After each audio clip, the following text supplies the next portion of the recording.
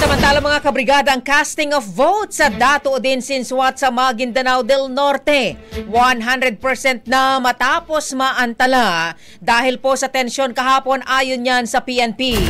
Brigada Kath Austria, ibrigada mo. Brigada Live Report.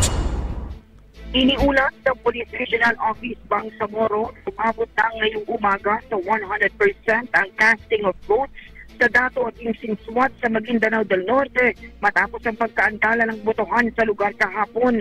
Ito'y matapos ang nangyaring tensyon at harangin ang delivery ng mga election paraphernalia mula sa Municipal Hall.